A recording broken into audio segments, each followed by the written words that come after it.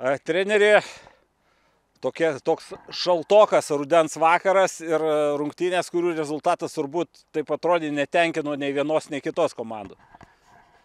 Ja, manau, kovingos lygiosios, abi komandos norėjo laimėti.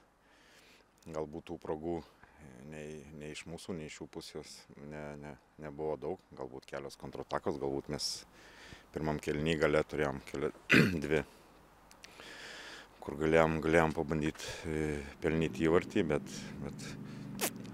šiandien nebuvo daug įvartinių situacijų, galbūt aikštė, nes kokybė tikrai šiandien aikštės buvo prastoka, bet taip jau yra, liko 4 rungtynės, žiūrim į priekį ir svarbu atsigauti ir žiūrėti į priekį.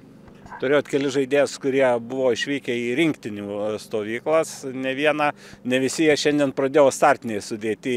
Čia susijęs su tuo, kad kai kam buvo skrydžiai ar tiesiog parotavote?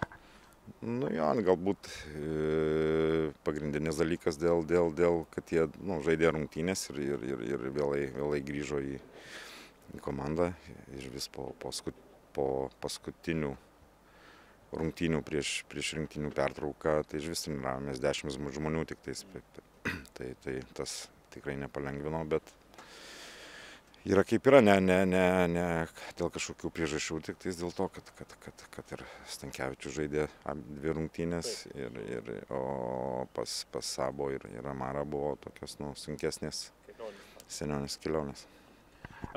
Dabar vėl ilsėtis praktiškai nėra kada, žaidžia dabar vidury savaitės praktiškai, ketvirtadienį, kiek aš suprantu. Nu jo, dabar tos rungtynės, beliko 3 savaitės. 5 rungtynės, dabar jau 4, taip kad, manau, per tas 4 rungtynės išaiškės, kas užims 3 vietą. Kas ką, jo. Na, šiandien išaiškėjo ir šalies čempionai, tai porą žodžių galbūt, kuo stipresnė Kauno Žalgiris šį sezoną už visas kitas komandas. Teisingai, visų pirma sveikinimai visam Kauno Žalgiriui ir manau nusipelnė, kad tap čempionais, nes tolygiai visą čempionatą žaidė ir tikrai geri žaidėjai surinkti, taip kad nusipelnė būti pirmi.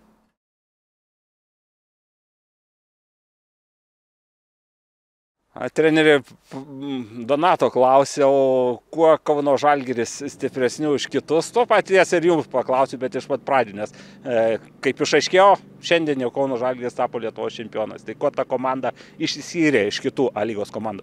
Nes daugiausiai taškų surink. Labai paprasta. Sveikinimai Kauno Žalgiriui, jie nusipelnė tikrai ir trenerį labai gerai pažįstu, tai labai geras jo darbas, tai jam dideliausi sveikinimai, šaunuolis. Debiutinis sezonas ir iškart čempionas, tai jo potencialas jau labai didelis, tai tikrai pagarba ir tikiuosi, kad tas klubas auks ir visi kiti klubai irgi norės irgi. Būtinai, kokybės visada reikia. Na va, tu užsiminėt apie kokybę. Šiandien galėjau pasirodyti, kad kartais jos trūko. Gal buvo ir objektyvios priežastys, aikštė, kiti dalykai, bet šiandien, pripažinkime, nebuvo turbūt pats gražiausias futbolas čia Telšiuose matyta. Tai rudeninis toks futbolas gavosi, jeigu pasižiūrėtumėm aiškiai ir mūsų aikštė, aš nežinau iš toli ar atrodo, bet vidurys aikštės ten nėra idealus, tai žaidėjai tą supranta, mažiau rizikos, paprasčiau žaidžia ir tas ir įtakoja, tik tiek, kad jo, aštrumo paskutinėme trečdalyje trūko iš abiejų komandų. Pirmą kėlinį mes iš vis tokie buvom, gal pasyvus, koncentruoti labiau į gynybą, bet visame kame arba rungtynės iki įvarčio, arba po tašką kažkas tokio, kaip dažniausiai būna.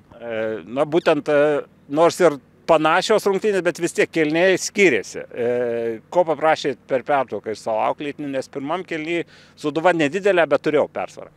Tai jie Maksimą leisdavo į vidurį ir mūsų žaidėjai nesusikomunikavo, nors buvo susitarimas aiškus, tai tą pakoregavom truputį ir jiem gerai sekėsi vėliau antrus kamuolius susirinkti nuo mūsų gynybos ir tą pakoregavom, pakeitėm ir daug kamuolių tada patys pasiėmėm ir buvo tranzicinių daug momentų, kur mes galim tikrai pasinaudoti, tai tą pakoregavom gynyboje, o atakoje gal šį kartą nesakysi. Palaikysi pas savęs kišenėje. Šiokią tokią skolelę jaučiate prieš Džiugos ir Galius, būtent dėl rungtynių namuose? Tai jaučiam ir dar kaip jaučiam. Bet žinot, ir savų žaidėjų nebeapkraunam, nebesakom, o dabar čia reikia žiūrovam, čia reikia miestų ir taip toliau. Tiesiog reikia daryti savo darbą, procesų tikėti ir ateis tą pergalę. Išduosiu, nors čia nedidelė paslaptis jos ir nėra praktiškai, tuoj kalbinsim geriausių šių rungtynių žaidėjų pripažintą jūsų komandos kapitoną, tai keli žodžius apie Luką apibendrinant visą sezoną galbūt. Dar jis nesibaigė, bet didžiąją dalį sezono.